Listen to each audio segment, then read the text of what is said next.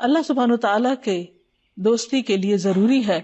کہ انسان اللہ سبحانہ تعالیٰ کی فرما برداری اختیار کرے، کیونکہ اللہ سبحانہ تعالیٰ نے اپنے نافرمانوں سے اپنی دوستی کی نفی کی ہے کہ جو لوگ اللہ سبحانہ تعالیٰ کے اوپر ایمان نہیں رکھتے یا اس کی اطاعت اور فرما برداری نہیں کرتے وہ ان کا مولا نہیں۔ براء ابن عازب کہتے ہیں کہ ابو سفیان نے احد کے دن کہا تھا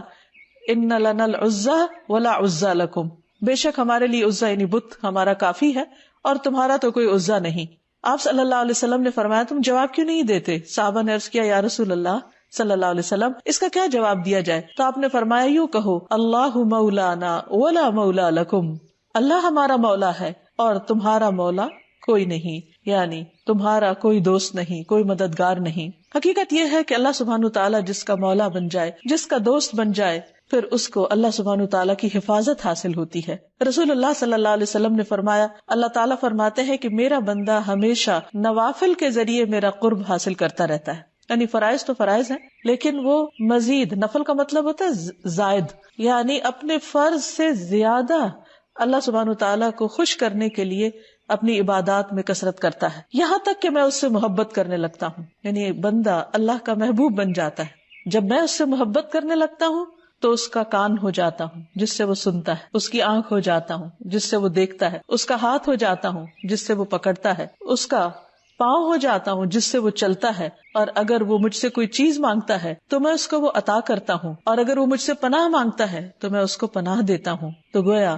جب انسان اللہ سبحانہ تعالیٰ کی طرف بڑھتا ہے تو اللہ سبحانہ تعالیٰ کی خاص رحمتیں اس پر نازل ہوتی ہیں اور بندے کو اللہ تعالیٰ کی تائید حاصل ہوتی ہے، پھر انسان کے لیے گناہوں سے بچنا آسان ہو جاتا ہے، پھر انسان کے دل میں اللہ سبحانہ تعالیٰ کی محبت پیدا ہو جاتی ہے۔ ایسے بندے کو اللہ تعالیٰ اندھیروں سے نکال کر روشنی کی طرف لے جاتا ہے۔ قرآن پاک میں آتا ہے اللہ ولی الذین آمنوا یخرجہم من الظلمات الی النور، اللہ ان لوگوں کا دوست ہے، مددگار ہے جو ایمان لائے، یعنی اللہ سبحانہ تعالیٰ پھر ان کو پروٹیکٹ کرتا ہے، وہ انہیں اندھیروں سے نکال کر روشنی کی طرف لے آتا ہے، ہدایت کی طرف، ایمان کی طرف، علم کی طرف، اور اللہ ایسے بندے کو کافی ہو جاتا ہے۔ حضرت عائشہ فرماتی ہے کہ نبی صلی اللہ علیہ وسلم کی پہلے حفاظت کی جاتی تھی، آپ کے لیے گارڈ مقرر تھے، یہاں تک کہ یہ آیت نازل ہوئی واللہ یعصمک من الناس، کہ اللہ تمہیں لوگوں سے بچائے گا۔ اس پر نبی صلی اللہ علیہ وسلم نے جب یہ آیت نازل ہوئی تو اپنا سر مبارک خیمے سے باہر نکالا اور لوگوں سے فرمایا کہ لوگوں تم چلے جاؤ، میری حفاظت کے لیے اللہ تعالیٰ کافی ہے۔ اسی طرح اللہ سبحانہ تعالیٰ اپنے دوستوں کے خوف اور غم کو خوشی میں بدل دیتا ہے۔ ارشاد باری تعالیٰ ہے الا ان اولیاء اللہ لا خوف علیہم ولا هم يحزنون الذین آمنوا وكانوا يتقون لهم البشرى في الحیاة الدنیا وفي الآخرة لا تبدیل لکلمات اللہ ذلک هو الفوز العظیم۔ سن لو بے شک اللہ کے دوست، ان پر نہ کوئی خوف ہے اور نہ وہ غمگین ہوں گے، وہ جو ایمان لائے اور تقوی اختیار کرتے ہیں، یعنی اللہ سے ڈرتے ہوئے زندگی بسر کرتے ہیں، وہ ہے اللہ کے دوست۔ ان کے لیے دنیا کی زندگی میں بھی خوشخبری ہے۔ یہ خوشخبری بعض اوقات انہیں لوگوں کی زبان سے ملتی، ان کے نیک اعمال کی بدولت، بعض اوقات خواب کے ذریعے ملتی ہے جو وہ خود دیکھتے ہیں یا پھر لوگ ان کے بارے میں دیکھتے ہیں، اور آخرت میں بھی ان کے لیے خوشخبریاں ہیں، ان کے لیے رحمتیں ہیں۔ اللہ کی باتوں کے لیے کوئی تبدیلی نہیں، یہی بہت بڑی کامیابی ہے۔ یعنی اس سے بڑا اعزاز کسی کے لیے کیا ہو سکتا ہے کہ اللہ سبحانہ تعالیٰ اس کو اپنا دوست بنا لے اور اس کی مدد فرمائے اور اس کے خوف اور غم کو خوشی میں بدل دے اور وہ اولیاء اللہ میں شمار ہو جائے۔ اللہ سبحانہ تعالیٰ اپنے دوستوں کے غم کو نہ صرف یہ کہ خوشی میں بدل دیتا ہے بلکہ ان کے لیے اپنی خصوصی رحمت اور مدد فرماتا ہے۔ ایک مرتبہ رسول اللہ صلی اللہ علیہ وسلم اپنی امت کے غم میں رو رہے تھے تو اللہ سبحانہ تعالیٰ نے جبریل علیہ السلام کو بھیجا کہ جاؤ پوچھو محمد صلی اللہ علیہ وسلم کیوں رو رہے ہیں، حالانکہ اللہ سبحانہ تعالیٰ خود خوب جانتے ہیں بندوں کے دلوں کے حال، بندوں کے ظاہری حال۔ تو وہ آپ صلی اللہ علیہ وسلم کے پاس آتے ہیں اور پوچھتے ہیں کہ اللہ سبحانہ تعالیٰ نے مجھے آپ کے پاس بھیجا ہے اور اللہ تعالیٰ سب سے زیادہ جاننے والا ہے، آپ کیوں رو رہے ہیں؟ تو جبریل کو آپ نے بتایا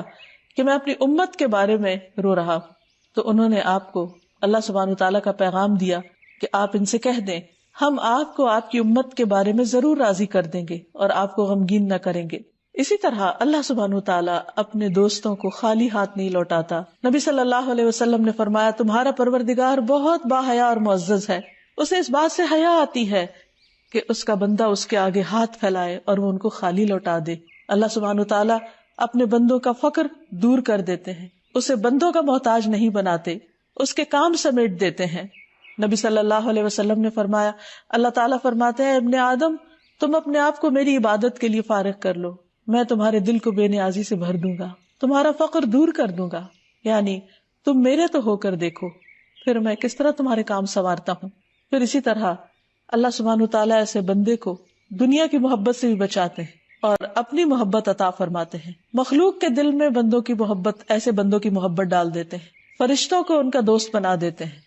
قرآن مجید میں اللہ تعالیٰ فرماتے ہیں ان الذین قالوا ربنا اللہ ثم استقاموا، بے شک وہ لوگ جنہوں نے کہا کہ اللہ ہمارا رب ہے، پھر وہ اس پہ جم گئے، یعنی اللہ پر ایمان لا کر استقامت اختیار کی، اللہ سے دوستی کر لی، اللہ کو اپنا مولا بنا لیا، تتنزل علیہم الملائکہ، تو ان پر فرشتے اترتے ہیں اور کہتے ہیں اللہ تخافوا ولا تحزنوا، نہ تم خوف کرو اور نہ غمگین ہو، وابشروا بالجنۃ التی کنتم توعدون، اور خوش ہو جاؤ اس جنت کی خوشخبری سے جن کا تم وعدہ کیے جاتے ہو۔ نحن اولیاؤکم، ہم تمہارے اولیاء، ہم تمہارے مددگار ہیں، یعنی اللہ سبحانہ تعالیٰ کی مدد اور ولایت تو حاصل ہوتی ہے، اللہ تعالیٰ اپنے فرشتوں کو بھی ان کا مددگار بنا دیتا ہے اور وہ ان کو ڈھارس بندھاتے ہیں۔ نحن اولیاؤکم فی الحیات الدنیا وفی الآخرہ، دنیا کی زندگی میں بھی تمہارے مددگار ہیں اور آخرت میں بھی۔ وَلَكُمْ فِيهَا مَا تَشْتَهِي أَنفُسُكُمْ، اور تمہارے لیے اس جنت میں وہ سب کچھ ہوگا جس کی تم خواہش رکھتے ہوگے۔ وَلَكُمْ فِيهَا مَا تَدَّعُونَ، اور تمہارے لیے وہاں وہ سب کچھ ہوگا جو تم مانگو گے، بن مانگے بھی ملے گا اور جو چاہو گے طلب کرو گے وہ بھی ملے گا۔ یہی ہے انعام اللہ کے دوستوں کا، ان لوگوں کا جو اللہ کو اپنا مولا مان لیں۔ اللہ سبحانہ وتعالیٰ اپنے جن بندوں سے محبت کرتے ہیں ان بندوں سے اگر کوئی دشمنی کرے تو اللہ سبحانہ وتعالیٰ ان کے خلاف اعلان جنگ کرتے ہیں۔ رسول اللہ صلی اللہ علیہ وسلم نے فرمایا، اللہ تعالیٰ فرماتا ہے کہ جس نے میرے کسی ولی سے، کسی میرے دوست سے دشمنی کی، اسے میری طرف سے اعلان جنگ ہے، یعنی پھر اس کی خیر نہیں۔ ایسے بندے کی جان لیتے وقت اللہ سبحانہ وتعالیٰ کو اس کے دکھ پر، اس کی تکلیف پر تکلیف ہوتی ہے۔ رسول اللہ صلی اللہ علیہ وسلم نے فرمایا، اللہ تعالیٰ فرماتے ہیں اور میں جو کام کرنا چاہتا ہوں اس میں مجھے اتنا تردد نہیں ہوتا جتنا مجھے اپنے مومن بندے کی جان نکالنے کے وقت ہوتا ہے۔ وہ تو موت کو بوجہ تکلیف جسمانی کے پسند نہیں کرتا اور مجھے بھی اسے تکلیف دینا برا لگتا ہے، لیکن یہ ایک طریقہ ہے جو اللہ نے طے کر دیا ہے کہ دنیا سے جاتے وقت انسان ایک خاص تکلیف سے گزرے، اور جس میں اللہ کے نیک بندے بھی مبتلا ہوتے ہیں۔ پھر اسی طرح یہ ہے کہ اللہ سبحانہ وتعالیٰ اسے اپنے علاوہ، یعنی اپنے دوستوں کو اپنے علاوہ کسی اور کے سپرد نہیں کرتا۔ نبی صلی اللہ علیہ وسلم نے فرمایا 3 چیزیں ایسی ہیں جن پر میں اللہ کی قسم کھاتا ہوں۔ ایک تو یہ کہ اللہ تعالیٰ اس شخص کو جس کا اسلام میں کوئی حصہ ہو اس کی طرح نہیں کرے گا جس کا کوئی حصہ نہ ہو، یعنی جو اسلام پر عمل کرے، اسلام کی خدمت کرے، اسلام کی مدد کرے، وہ اس کی طرح نہیں ہو سکتا کہ جس کا اسلام سے کوئی تعلق نہیں۔ اور اسلام کا حصہ 3 چیزیں ہیں، نماز، روزہ اور زکوٰۃ، یعنی جو لوگ نماز پڑھیں، روزہ رکھیں، زکوٰۃ دیں، ان کا انجام ان کی طرح نہیں ہوگا جو یہ 3 کام نہیں کرتے۔ دوسرا یہ کہ اللہ تعالیٰ دنیا میں جس بندے کا سرپرست بن جائے قیامت کے دن اسے کسی اور کے حوالے نہیں کرے گا۔ اور تیسرا یہ کہ جو شخص کسی قوم سے محبت کرتا ہے، کچھ لوگوں سے محبت کرتا ہے، اللہ تعالیٰ اسے انہی میں شامل کر دیتے۔ یعنی اگر کسی کی محبت پیغمبروں کے ساتھ ہے، صحابہ کرام کے ساتھ ہے، اللہ کے نیک بندوں کے ساتھ ہے، تو قیامت کے دن اللہ تعالیٰ اسے انہی لوگوں کے ساتھ کر دے گا۔ اور چوتھی بات ہے جس پر اگر میں قسم اٹھا لوں تو امید ہے کہ میری یہ قسم بھی نہیں ٹوٹے گی، یعنی یہ قسم بھی درست ہوگی، وہ یہ کہ اللہ تعالیٰ جس بندے کی دنیا میں پردہ پوشی فرماتا ہے، قیامت کے دن بھی اللہ تعالیٰ اس کی پردہ پوشی فرمائے گا، یعنی اس کے گناہوں کو چھپا دے گا، اس کے عیبوں کو ڈھانک دے گا۔ پھر اسی طرح یہ ہے کہ اللہ سبحانہ وتعالیٰ اپنے خاص بندوں پر، اپنے دوستوں پر اپنی رحمت فرمائے گا۔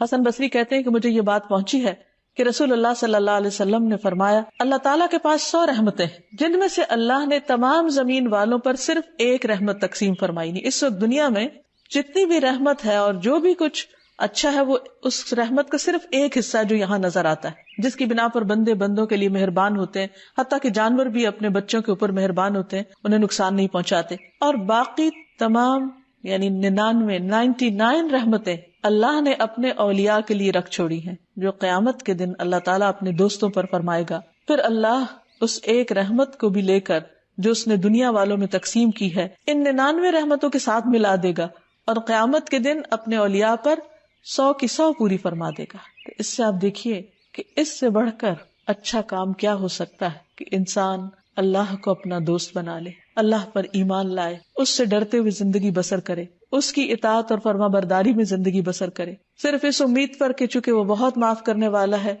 دل بھر کے گناہ نہ کرتا چلا جائے. جب انسان کو اللہ سبحانہ وتعالیٰ کا یہ نام سمجھ میں آ جاتا ہے، اس کی ایک صفت انسان کے دل کے اندر اتر جاتی ہے، اس کے ساتھ ایک خاص کنیکشن ہو جاتا ہے، ایک تعلق ہو جاتا ہے، تو پھر انسان کو اپنی غلطیاں نظر آنے لگتی، پھر وہ اپنی کوتاہیوں پہ روتا ہے، پھر ان پہ معافی مانگتا ہے اور اللہ سبحانہ وتعالیٰ کے اس نام کا واسطہ دیتا ہے، جیسا کہ سورۃ البقرہ کے آخر میں دعا کا حصہ ہے، ربنا لا تؤاخذنا ان نسینا او اخطأنا ربنا ولا تحمل علینا اصرا كما حملته على الذين من قبلنا ربنا ولا تحملنا ما لا طاقة لنا به واعف عنا واغفر لنا وارحمنا انت مولانا فانصرنا على القوم الكافرين. اے ہمارے رب ہم سے مواخذہ نہ کرنا، ہمیں نہ پکڑنا اگر ہم بھول جائیں یا خطا کر بیٹھیں. اے ہمارے رب اور ہم پر کوئی بھاری بوجھ نہ ڈال جیسے تو نے ان لوگوں پر ڈالا جو ہم سے پہلے گزرے. اے ہمارے رب ہم سے وہ چیز نہ اٹھوا جس کے اٹھانے کی ہم میں طاقت نہ ہو، اور ہم سے درگزر کر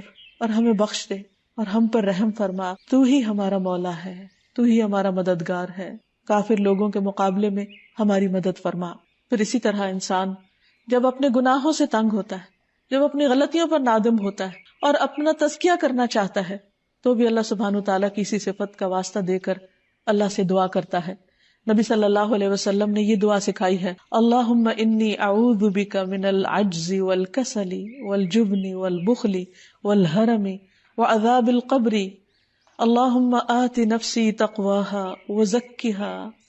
انت خیر من زکاها انت ولیها ومولاها اللہم انی اعوذ بک من علم لا ينفع ومن قلب لا يخشع ومن نفس لا تشبع ومن دعوت لا يستجاب لها. اے اللہ میں لاچاری، سستی، بڑھاپے، بزدلی، کنجوسی اور عذاب قبر سے آپ کی پناہ میں آتا ہوں. اے اللہ میرے نفس کو تقوی عطا فرما اور اس کا تزکیہ فرما، یعنی اس کو صاف کر دے، کیونکہ حقیقت یہ ہے کہ انسان کے اندر کے دو دشمن اس کے لیے سب سے زیادہ خطرناک ہے. ایک اس کا اپنا نفس اور دوسرے شیطان کے وسوسے جو اسے مسلسل اللہ سبحانہ تعالیٰ کی اطاعت سے دور کرتے ہیں. تو اس لیے جس بندے کو اللہ سے محبت ہوتی ہے وہ کبھی بھی یہ نہیں چاہتا کہ گناہ کا کام کر کے اپنے رب کو ناراض کرے اور اس کی دوستی سے محروم ہو. اس لیے وہ دعائیں کرتا کہ اللہ تو میرے نفس کا تزکیہ کر دے، مجھے میرے نفس کے شر سے محفوظ رکھ، اور پھر اسی نام کا واسطہ دے کر کہ تو ہی اس کا مولا ہے، تو ہی میرا مددگار ہے، تو ہی میری یہ مشکل آسان کرے تو ہو سکتی ہے. اے اللہ میں خشوع سے خالی دل، نہ بھرنے والے نفس، نہ نفع دینے والے علم اور نہ قبول ہونے والی دعا سے آپ کی پناہ میں آتا ہوں. پھر یہ کہ جو شخص اللہ سبحانہ تعالیٰ کو اپنا مولا مان لیتا ہے پھر وہ اپنے تمام معاملات اللہ کے سپرد کر دیتا ہے. حسن بن علی رضی اللہ عنہ فرماتے ہیں کہ رسول اللہ صلی اللہ علیہ وسلم نے مجھے وتر میں قنوت کے لیے چند کلمات سکھائے، اللہم اہدنی فی من ہدیت وعافنی فی من عافیت وتولنی فی من تولیت وبارک لی فی ما اعطیت وقنی شر ما قضیت فإنک تقضی ولا یقضى علیک انہ لا یذل من والیت ولا یعز من عادیت تبارکت ربنا وتعالیت نستغفرک ونتوب الیک. اے اللہ مجھے ان لوگوں کے ساتھ ہدایت دے جنہیں تو نے ہدایت بخشی، یعنی مجھے ہدایت والوں میں شامل کر لے. میری ان لوگوں کے ساتھ نگہبانی فرما جن کو تو نے نگہبانی عطا فرمائی. مجھے جو کچھ دیا ہے اس میں برکت عطا فرما. مجھے اس شر سے محفوظ رکھ جس کا تو نے فیصلہ کیا ہے، کیونکہ تو ہی فیصلہ کرنے والا ہے اور تجھ پر کوئی فیصلہ نہیں کرتا، یعنی کوئی تیرے فیصلے کو بدل نہیں سکتا. جس کے ساتھ تو دوستی کر لے، جس کا تو مولا ہو جائے، وہ کبھی ذلیل نہیں ہوتا، اور جس سے تو دشمنی کر لے وہ کبھی عزت نہیں پا سکتا. اور تو ہمارا رب بڑا بابرکت اور عظیم تر ہے، تجھ سے ہی ہم بخشش مانگتے ہیں اور تیری ہی طرف پلٹتے ہیں. پھر یہ ہے کہ جب انسان اللہ سبحانہ وتعالیٰ کی ولایت کو سمجھ جائے، اللہ کے المولا الحقیقی الحق ہونے کو مان جائے، تو پھر اس کی اپنی زندگی میں بھی اس کے اثرات نظر آنے چاہیے. اور سب سے پہلی بات یہ کہ انسان اپنے اندر اللہ سبحانہ وتعالیٰ کی عبادت کا شوق پیدا کرے، اللہ کو دوست بنائے اور اس کی دوستی کے تقاضوں کو پورا کرے. کیونکہ یاد رکھیے کوئی بھی ریلیشن شپ ون سائڈڈ نہیں ہوتا، یہ ایک طرفہ نہیں ہوتا. یہ نہیں ہو سکتا کہ آپ تو اللہ تعالیٰ سے کوئی تعلق ہی نہ رکھیں اور وہ آپ کا مولا بن جائے. تو اگر آپ چاہتے ہیں کہ اللہ سبحانہ وتعالیٰ کی ولایت حاصل ہو تو اس کے لیے ضروری ہے کہ پھر آگے بڑھ کر اللہ سے دوستی کی جائے، وہ کام کیے جائیں کہ جن سے اللہ سبحانہ وتعالیٰ راضی ہو، اور پھر اللہ سبحانہ وتعالیٰ ہی کی ولایت حاصل کی جائے، کسی اور کی نہیں. اللہ سبحانہ وتعالیٰ کی یہ ولایت حاصل کرنے کے لیے، اس دوستی کے لیے کیا کرنا چاہیے؟ اپنے اندر تقویٰ پیدا کرنا چاہیے، کیونکہ اللہ سبحانہ وتعالیٰ فرماتے ہیں واللہ ولی المتقین، اللہ متقین کا دوست ہے، ان کا ولی ہے، ان کا مددگار ہے. تو حقیقت یہ ہے کہ ہر طرح کے معاملات میں اللہ سبحانہ وتعالیٰ پر ہی بھروسہ کرنا چاہیے. جابر بن عبداللہ کی ایک روایت سے ہمیں پتہ چلتا ہے کہ نبی صلی اللہ علیہ وسلم ایک دفعہ غزوہ سے واپس آ رہے تھے تو راستے میں آپ کہیں قیلولہ کرنے کے لیے ایک درخت کے نیچے آرام فرما رہے تھے. آپ نے اپنی تلوار درخت کے ساتھ لٹکا دی. اتنے میں ایک اعرابی آیا، اس نے آپ کی تلوار اٹھائی اور آپ پر تان کر کھڑا ہو گیا اور کہنے لگا کہ آپ کو مجھ سے کون بچائے گا؟ تو آپ صلی اللہ علیہ وسلم نے اسپونٹینیسلی فرمایا میرا رب، میرا مولا اللہ. تو وہ شخص کانپنے لگا اور تلوار اس کے ہاتھ سے چھوٹ گئی، اور اس کے بعد نبی صلی اللہ علیہ وسلم نے اس شخص کو کوئی سزا نہیں دی. پھر اسی طرح ہمیں ہر طرح کے حالات میں، ہر مشکل میں اللہ سبحانہ تعالیٰ ہی سے مدد مانگنی چاہیے. عبداللہ بن زبیر سے روایت ہے، وہ کہتے ہیں کہ جنگ جمل کے موقع پر جب حضرت زبیر وہاں کھڑے ہوئے تو انہوں نے مجھے بلایا، یعنی اپنے بیٹے کو بلایا. کہتے ہیں کہ میں ان کے پہلو میں جا کر کھڑا ہو گیا. انہوں نے کہا بیٹے، آج کی لڑائی میں یا ظالم مارا جائے گا یا مظلوم. میں سمجھتا ہوں کہ آج میں مظلوم قتل کیا جاؤں گا، لیکن مجھے سب سے بڑی فکر اپنے قرضوں کی ہے. کیا تمہیں بھی کچھ اندازہ ہے کہ قرض ادا کرنے کے بعد ہمارا کچھ مال بچ سکے گا؟ یعنی اتنا قرضہ ہے کہ شاید کچھ بھی نہ بچے. تو انہوں نے کہا کہ بیٹے، میرے دنیا سے جانے کے بعد میرا مال فروخت کر کے میرا سارا قرض اتار دینا. اور فرمانے لگے کہ بیٹا، اگر قرض ادا کرنے سے عاجز آ جاؤ، یعنی قرض ادا نہ ہو، تو میرے مولا سے مدد چاہنا. عبداللہ نے کہا اللہ کی قسم میں ان کی بات سمجھ نہ سکا. میں نے پوچھا بابا آپ کا مولا کون ہے؟ من مولا کا؟ تو انہوں نے کہا میرا مولا اللہ ہے. عبداللہ نے بیان کیا قسم اللہ کی، قرض ادا کرنے کے معاملے میں جب بھی مجھے کوئی مشکل پیش آئی تو میں نے یہ کہہ کے دعا کی یا مولا الزبیر اقض عنہ دینہ، اے زبیر کے مولا اس کا قرض دور کر دے، ان کی طرف سے قرض ادا کر دے. اور وہ کہتے ہیں کہ حقیقت میں ادائیگی کی کوئی نہ کوئی صورت پیدا ہو جاتی، یعنی مولا کا نام لے کر جب دعا کی جاتی تو دعا قبول ہو جاتی. پھر اسی طرح یہ ہے کہ اگر ہم چاہتے ہیں کہ واقعی اللہ سبحانہ وتعالی ہمارا مولا ہو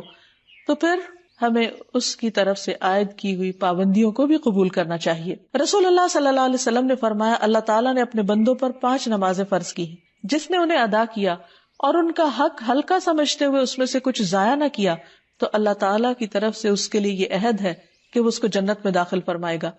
اور جس نے ان کو ادا نہ کیا اور ان کا حق ہلکا سمجھتے ہوئے ان میں سے کچھ ضائع کیا تو اللہ تعالیٰ کا اس کے لیے کوئی عہد نہیں، چاہے تو عذاب دے چاہے تو معاف کر دے. پھر اسی طرح بندہ جب اللہ کو اپنے مولا کے طور پر پہچانتا ہے تو پھر خوشی کے موقع پر بھی اسی کی طرف رجوع کرے. کیونکہ عام حالات میں بھی آپ دیکھیں کہ جب آپ خوش ہوتے ہیں تو آپ اپنے دوستوں کی طرف جاتے ہیں، اپنے دوستوں کے ساتھ اپنی خوشی شیئر کرتے ہیں. تو بندے کو جب اللہ سبحانہ تعالیٰ کی یہ دوستی محسوس ہو، اللہ سبحانہ تعالیٰ کے ساتھ ایک تعلق محسوس ہو، تو پھر خوشی میں اس کا شکر ادا کرنا چاہیے. سب سے پہلے اسی کی طرف رجوع کرنا چاہیے، جیسے نبی صلی اللہ علیہ وسلم فوراً سجدہ شکر ادا کیا کرتے تھے. اسی طرح خوف کی حالت میں بھی اسی کی طرف رغبت کرنی چاہیے، جیسے نبی صلی اللہ علیہ وسلم ہر غم، خوف، پریشانی کے موقع پر سب سے پہلے نماز کی طرف دوڑتے. پھر شکر گزاری کے ذریعے اللہ تعالیٰ کو خوش کرنا چاہیے. نبی صلی اللہ علیہ وسلم رات کے وقت طویل قیام کیا کرتے تھے، حتیٰ کہ آپ کی پنڈلیاں مبارک سوج جاتی تھی. تو آپ سے کہا گیا کہ اللہ تعالیٰ نے تو آپ کے اگلے پچھلے سارے گناہ معاف کر دیے. تو آپ فرماتے افلا اکون عبدا شکورا، کیا میں اللہ کا شکر گزار بندہ نہ بنوں؟ یعنی میں یہ قیام اور عبادت اللہ کے شکرانے کے طور پر ادا کرتا ہوں. پھر اسی طرح اللہ سبحانہ تعالیٰ کو ناراض نہیں کرنا چاہیے. بندوں کی خوشی میں اللہ کی ناراضگی مول نہیں لینی چاہیے، مضبوطی کے ساتھ اس سے چمٹ جانا چاہیے، ہر مشکل میں اسی کو پکارنا چاہیے. قرآن مجید میں اللہ تعالیٰ اپنے اولیاء کی صفت بیان کرتے ہیں فَأَمَّا الَّذِينَ آمَنُوا بِاللَّهِ وَاعْتَصَمُوا بِهِ، وہ لوگ جو اللہ پر ایمان لائے اور انہوں نے اللہ کو پکڑ لیا، مضبوطی سے پکڑ لیا، تو اللہ تعالیٰ ان کے ساتھ کیا معاملہ کرے گا؟ فَسَيُدْخِلُهُمْ فِي رَحْمَةٍ مِّنْهُ، اپنی طرف سے ان کو اپنی رحمت میں داخل فرمائے گا، وفضل اپنے خاص فضل سے نوازے گا، وَيَهْدِيهِمْ إِلَيْهِ صِرَاطًا مُسْتَقِيمًا اور انہیں اپنی طرف سیدھے راستے کی ہدایت عطا کرے گا۔ پھر یہ کہ اللہ سبحانہ وتعالیٰ سے اپنی اس دوستی، اس تعلق کو لوگوں کے سامنے بیان بھی کرنا چاہیے، اس کا اظہار بھی کرنا چاہیے۔ عمرو بن العاص کہتے ہیں میں نے رسول اللہ صلی اللہ علیہ وسلم کو آہستہ نہیں بلکہ بلند آواز سے فرماتے ہوئے سنا کہ آل فلاں میرے عزیز نہیں ہیں، گویا میرا ان سے نسبی رشتہ ہے، یعنی وہ میرے خون کے رشتہ دار ہیں لیکن دل میں ان کی محبت نہیں ہے، میرا ولی تو اللہ اور نیک مومن ہے۔ کیونکہ انسان کو جب اللہ سے محبت ہوتی تو خود بخود ان لوگوں سے بھی ہوتی ہے جو اللہ سے محبت کرتے ہیں، اور وہ اس کی دعائیں بھی کرتا ہے کہ اللہم ارزقنی حبک، اے اللہ تو مجھے اپنی محبت دے، وحب من یحبک اور اس کی محبت دے جو تجھ سے محبت کرتا ہو، وحب عمل یقربنی الی حبک اور مجھے اس عمل کی، اس کام کی محبت دے دے، اس کی توفیق دے دے جو مجھے تیری محبت سے قریب کر دے۔ لیکن ان سب چیزوں کے لیے انسان کو جد و جہد کرنی پڑتی، محنت کرنی پڑتی، کوشش کرنی پڑتی۔ انسان کے اوپر مختلف کیفیات گزرتی رہتی، بعض اوقات وہ اپنے ارادوں میں کمزور پڑ جاتا ہے، بعض اوقات کسی مشکل کو دیکھ کر وہ رکنے لگ جاتا ہے، یعنی نیکی کے کام سے، کبھی نفس کی ٹیمپٹیشنز ہوتی ہیں۔ تو ایسے میں انسان کو اللہ کی صرف دوستی نہیں، اس دوستی کو مینٹین رکھنے کی بھی ضرورت ہوتی ہے۔ اس لیے اللہ سبحانہ وتعالیٰ فرماتے ہیں وَجَاهِدُوا فِي اللَّهِ حَقَّ جِهَادِهِ اللہ کے بارے میں جہاد کرو جیسا کہ جہاد کا حق ہے، یعنی ہر وقت مسلسل ایک جد و جہد کی حالت میں رہو۔ هُوَ اجْتَبَاكُمْ اس نے تم کو چن لیا ہے، وَمَا جَعَلَ عَلَيْكُمْ فِي الدِّينِ مِنْ حَرَجٍ اور دین کے معاملے میں تم پر کوئی حرج یعنی کوئی تنگی نہیں رکھی، ملت ابیکم ابراہیم جو تمہارے باپ ابراہیم کا طریقہ ہے، هُوَ سَمَّاكُمُ الْمُسْلِمِينَ اس نے تمہارا نام مسلمان رکھا ہے، من قبل اس سے پہلے بھی، وفی ھذا اور اس ملت میں بھی، لیکون الرسول شہیدا علیکم تاکہ رسول تم پر گواہ ہو، وتکونوا شہداء علی الناس اور تم لوگوں پر گواہ بن جاؤ، فاقیموا الصلاۃ تو نماز قائم کرو، وآتوا الزکاۃ زکوٰۃ ادا کرو، واعتصموا باللہ اور اللہ کو مضبوط پکڑ لو، ہوا مولاکم وہ تمہارا مولا ہے، فنعم المولا ونعم النصیر کتنا اچھا مولا اور کتنا اچھا مددگار۔ یعنی اگر تم اللہ کو اپنا مولا مانتے ہو اور اسے اپنا مددگار بنانا چاہتے ہو تو پھر ضروری ہے کہ تم بھی اپنے فرائض ادا کرو اور مسلسل کوشش میں لگے رہو۔ پھر اسی طرح نہ صرف یہ کہ اپنی ذاتی زندگی میں بلکہ اپنے ظاہری طور طریقوں میں بھی ایسے انسان بن جاؤ کہ تمہیں دیکھ کر اللہ یاد آئے۔ نبی صلی اللہ علیہ وسلم نے اللہ تعالیٰ کے اس فرمان پر کہ خبردار بے شک اللہ کے دوستوں پر نہ کوئی خوف ہوگا نہ کوئی غمگین ہوں گے، وہ اس کے بارے میں فرمایا کہ اللہ کے اولیاء وہ ہیں جنہیں دیکھ کر اللہ یاد آتا ہے، یعنی آپ کی پہچان یہ بن جائے کہ آپ واقعی اللہ کے فرما بردار بندے ہیں۔ اور اس کے لیے انسان پھر ایسے لوگوں سے دوستی اور تعلق مت رکھے کہ جو دین کو کھیل تماشا بنا لیتے ہیں۔ اللہ تعالیٰ فرماتے ہیں یا ایھا الذین آمنوا لا تتخذوا الذین اتخذوا دینکم ہزوا ولعبا من الذین اوتوا الکتاب من قبلکم والکفار اولیاء واتقوا اللہ ان کنتم مؤمنین۔ اے لوگوں جو ایمان لائے ہو، ان لوگوں کو جنہوں نے تمہارے دین کو مذاق اور کھیل بنا لیا، ان لوگوں میں سے جنہیں تم سے پہلے کتاب دی گئی، اور کفار کو دوست نہ بناؤ، اور اللہ سے ڈرو اگر تم ایمان والے ہو۔ کیونکہ انسان اپنے دوست کے دین پر ہوتا ہے، انسان جس سے محبت کرتا ہے پھر اسی کے طریقوں پر چلنے لگتا ہے۔ اس لیے اگر انسان ایسے لوگوں سے دوستی کر لیتا ہے جن کی نظر میں دین کی کوئی اہمیت نہیں بلکہ وہ دین کا الٹا مذاق اڑاتے ہیں، دین کو حقیر سمجھتے ہیں، تو پھر اس بات کا خطرہ رہتا ہے کہ انسان کہیں ان کی طرف راغب نہ ہو جائے۔ پھر اسی طرح یہ ہے کہ جب اسلام کی پہچان ہو جائے تو اس کا اثر انسان کے اوپر نظر آئے، انسان کے معاملات اس کے مطابق ہوں، اور اس کے لیے انسان کو کیا کرنا چاہیے کہ ایسے لوگوں سے دوستی رکھے کہ جو اللہ سبحانہ تعالیٰ سے دوستی رکھتے ہیں، اور اللہ سبحانہ تعالیٰ کی ذات ان کی ہر چیز پر نمبر 1 پرائرٹی رکھتی ہے، نمبر 1 ترجیح ہے۔ گویا دوستی کا معیار اللہ کا تقویٰ ہو، کیونکہ قیامت کے دن ہر دوستی دشمنی میں بدل جائے گی سوائے ان کے جو تقویٰ اختیار کریں۔ اللہ تعالیٰ فرماتے ہیں الاخلاء یومئذ بعضهم لبعض عدو الا المتقین، قریبی دوست ایک دوسرے کے خلیل سب ایک دوسرے کے دشمن بن جائیں گے سوائے ان کے جن کے اندر تقویٰ ہوگا، اللہ کی محبت ہوگی، یعنی جن کی دوستی اللہ کی خاطر ہوگی۔ اور جب انسان ایک دوسرے سے اللہ کی خاطر محبت کرتا ہے تو یہ ایمان کا ایسا مضبوط کڑا ہے، اس سے انسان کا ایمان ایسا مضبوط ہوتا ہے کہ جس سے اس شخص کی زندگی میں بے پناہ تبدیلی آتی، اور پھر انسان اپنے ہر عمل میں اللہ تعالیٰ کو راضی کرنے کی کوشش کرتا ہے۔ یہی وجہ ہے کہ قیامت کے دن ایسے لوگ نور کے ممبروں پر ہوں گے، ایسی جگہ پر ہوں گے عرش کے سائے تلے جہاں انبیاء اور شہداء بھی ان پر رشک کر رہے ہوں گے۔ یہ کون لوگ ہوں گے؟ جو اللہ کی خاطر ایک دوسرے سے محبت کرتے ہوں گے، اور ان کے درمیان کوئی خون کا رشتہ نہیں ہوگا، اور نہ ہی ان کا کوئی دنیاوی کوئی کاروباری تعلق ہوگا، بلکہ ان کا باہمی تعلق صرف اور صرف اللہ کی خاطر ہوگا۔ نبی صلی اللہ علیہ وسلم نے فرمایا، اللہ سبحانہ وتعالیٰ قیامت کے دن ان کو نور کے ممبروں پر بٹھائے گا، ان کے چہرے نورانی کر دے گا، ان کا لباس نور کا ہوگا۔ قیامت کے دن جب سارے لوگ خوف زدہ ہوں گے، یہ خوف زدہ نہ ہوں گے، یہ وہی اولیاء اللہ ہوں گے جن پر نہ کوئی خوف ہوگا اور نہ ہی وہ غمگین ہوں گے۔ پھر یہ بھی ہے کہ اللہ کی خاطر اگر کسی سے محبت ہو تو اس کو اس کی خبر بھی دینی چاہیے۔ ایک شخص نے نبی صلی اللہ علیہ وسلم سے کہا، میں فلاں شخص سے اللہ کے لیے محبت کرتا ہوں۔ آپ نے فرمایا، کیا تم نے اسے یہ بات بتائی ہے؟ اس نے کہا نہیں۔ آپ نے فرمایا، پھر جا کر اسے کہہ دو،